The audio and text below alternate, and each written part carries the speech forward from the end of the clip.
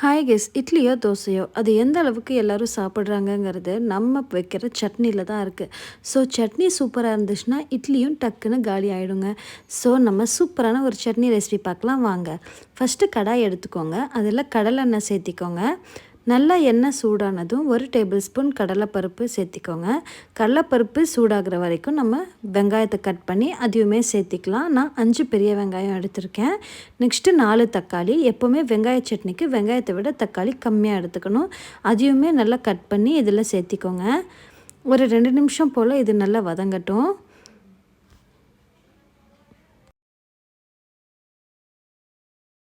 வதங்கினதுக்கப்புறமா நீங்கள் தேவையான அளவுக்கு உப்பு சேர்த்துக்கோங்க. உப்பு சேர்த்தும்போது தக்காளி நல்லா சாஃப்டாக ஆகிடும். நெக்ஸ்ட்டு வரமிளகா நான் 1 தான் எடுத்திருக்கேன். இது நல்லா காரசாரமாக இருக்கும். நெக்ஸ்ட்டு 1 டம்ளர் அளவுக்கு தண்ணி ஊற்றி இதை ஒரு 5 மினிட்ஸ் அந்த மாதிரி நம்ம க்ளோஸ் பண்ணி வச்சிடலாம்.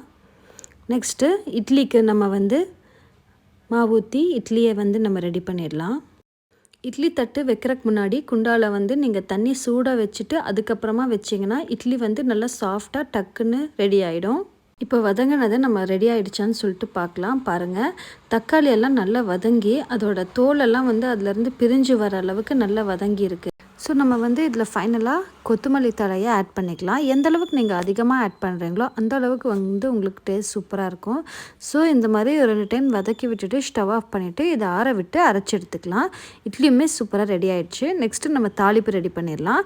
தாளிப்புக்கு எண்ணெய் ஊற்றி கடுகு, கடலைப்பருப்பு, கருவேப்பிலை மட்டும் போட்டு நான் தாளித்து எடுத்திருக்கேன். வரமிளகா வேணால் ஆட் பண்ணிக்கோங்க, காரத்துக்கு நல்லாயிருக்கும்.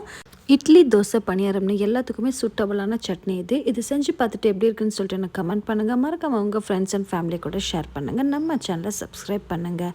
இன்னொரு சூப்பரான ரெசிபியில் பார்க்கலாம். Bye guys.